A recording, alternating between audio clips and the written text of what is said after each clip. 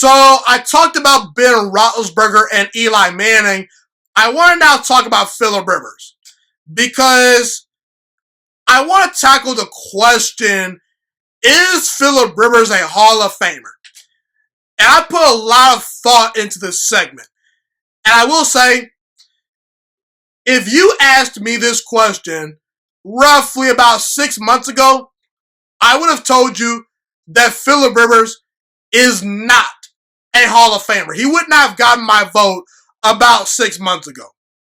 But I will say, as I speak today, if I had a Hall of Fame vote, I would vote Phillip Rivers into the Hall of Fame. Now, I'm not saying Phillip Rivers is a first ballot Hall of Famer, but I think he deserves to get in. You know, if you're a Hall of Famer, you're a Hall of Famer point blank, period. No matter what ballot you get in on, in my opinion, okay? Now, when it comes to the criteria for a Hall of Famer, I look at, did you sustain success for a long period of time? Were you a dominant player? What did you accomplish? And can you tell the NFL story without the player you are evaluating? And listen, Phillip Rivers barely gets into the Hall of Fame, in my opinion, because he actually doesn't check a whole lot of those boxes, because Phillip Rivers hasn't won a Super Bowl. You know, in the playoffs, for Phillip Rivers' career, he's got a 5-6 record, 59% completion percentage, 84 passer rating. That's nothing to write home about. Phillip Rivers has never won an NFL MVP. And I do believe you actually can tell the NFL story without mentioning Phillip Rivers. But Phillip Rivers is going to get my vote due to his consistency and due to his longevity. Because Phillip Rivers, as we speak today, at age 38 years old, he's still a quality starting quarterback on a pretty good Indianapolis Colts team that has a chance to make the playoffs in 2020. Now, when it comes to the fact that Phillip Rivers doesn't have a Super Bowl, he definitely deserves blame. I'm not going to say that he's absolved of blame, you know, but let's be real, people.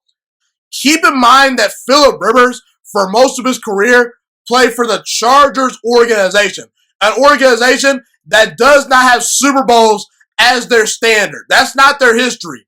An organization that had Drew Brees once a long time ago at their disposal. And once Drew Brees left the Chargers, he instantly became a Hall of Famer and broke records. Keep in mind, the Chargers are the same organization that Eli Manning avoided in the 2004 NFL Draft. And Eli Manning is going to get voted into the Hall of Fame because he decided to play for the Giants and not the Chargers.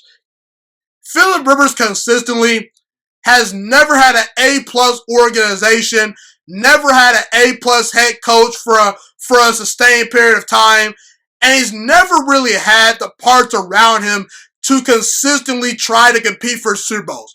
Now, he's had some good teams here and there. He's played with Damian Thomason. He's played with Antonio Gates. A couple of years ago, he had a pretty good 12-win Chargers team that got bounced in the playoffs by the Patriots. But for the most part, when you look at Phillip Rivers' rosters, they weren't a whole lot to write home about back when he played for the Chargers. And let's just compare Phillip Rivers' numbers in the playoffs to Ben Roethlisberger and Eli Manning, two other guys that have won multiple Super Bowls, while Phillip Rivers has not won a Super Bowl. Ben Roethlisberger, in his career in the playoffs, 62% completion percentage, 30 touchdown passes, 24 interceptions, an 86 passer rating, and he's played in 21 playoff games. Eli Manning, in his career, in the playoffs, 60.5% completion percentage, 18 touchdown passes to 9 interceptions, an 87 passer rating in 12 career playoff games. Phillip Rivers, 59% completion percentage, 14 touchdowns, 10 interceptions, an 84 passer rating in 11 games played in the playoffs. While you do have Ben Roethlisberger beating Phillip Rivers out in completion percentage, while you do have Eli Manning edging him out in passer rating, the numbers are not that different, in my opinion. And keep in mind, Phillip Rivers did not have the teams that Ben Roethlisberger consistently had when he rolled into the playoffs. Same with Eli Manning. As bad as some of those Giants teams were, they were pretty good when the playoffs rolled around. The numbers are very eerily similar from an individual perspective when it comes to Phillip Rivers, Eli Manning, and Ben Roethlisberger. The completion percentage, the passer rating, the touchdown to interception ratio. There's not a whole lot. There's not that big of a difference. The difference is those teams that Eli Manning and Ben Roethlisberger had, they were much better than Phillip Rivers teams.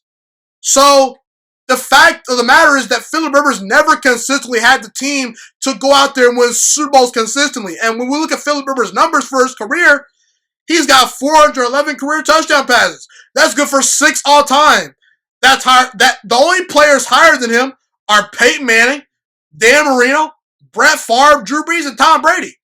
He's 6th all time in career passing yards with 61,956 career passing yards. Only 5 other quarterbacks are better than Phillip Rivers. And it's so weird to me how in the NBA, we reward players that have not won championships and put them in the Hall of Fame because of consistency and longevity. Vince Carter is 19th all-time in career points. But I guarantee you a lot of people are going to put him in the Hall of Fame. Carmelo Anthony is 15th all-time in career points in the NBA. Never won a championship. I guarantee you a lot of people are going to give Carmelo Anthony some Hall of Fame votes. Chris Paul is 63rd all-time in career points in the NBA. But I guarantee you, he's going to make the Hall of Fame. All those guys would get my vote for the Hall of Fame.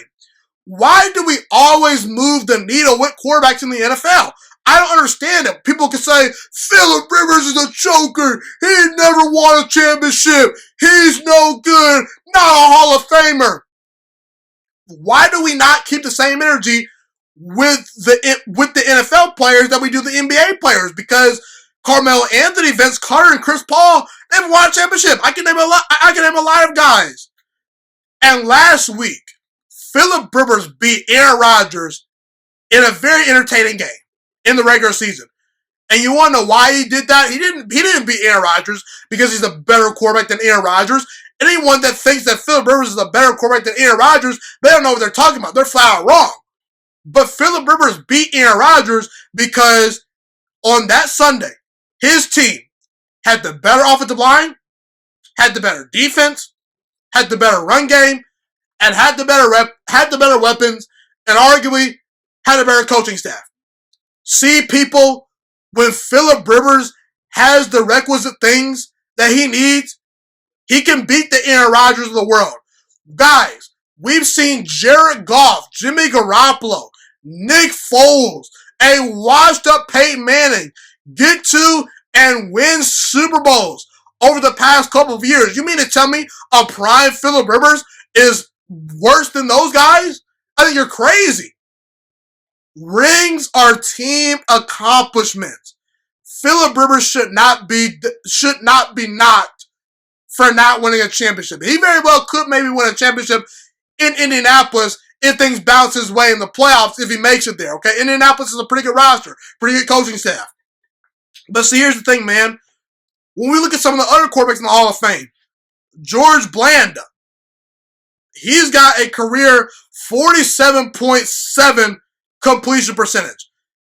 He has thrown 236 career touchdown passes and 277 interceptions and has a 53-50-1 record.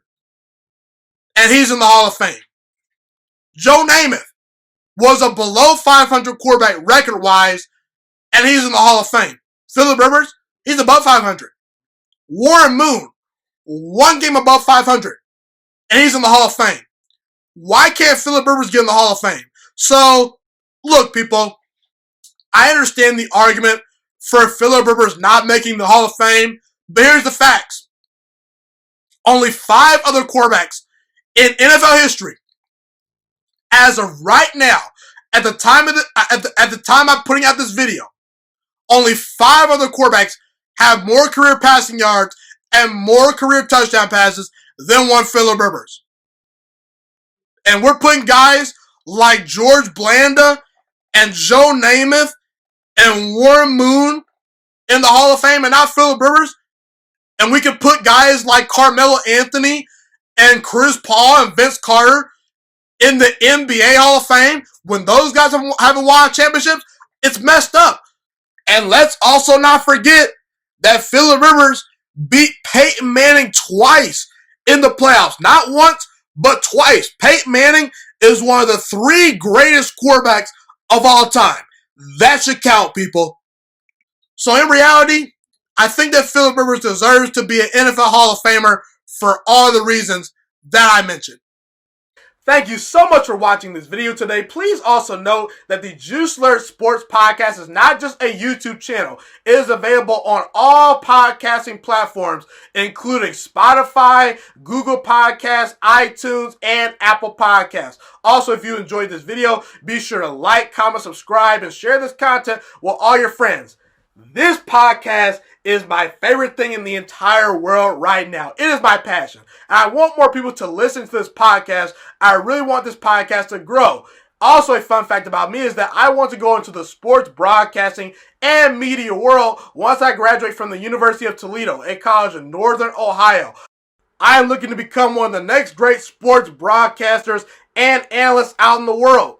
And I potentially would like to start my own network if this podcast really truly grows. Or if I fall short of that goal, I would love to work for a big time network like ESPN or Fox Sports 1. I am open to all networks. So if you believe in my dreams and you see or hear my passion through the screen, be sure to tell all your friends about the Juiciest Sports Podcast. Stay motivated, you guys. Have a God bless day, and I'm out.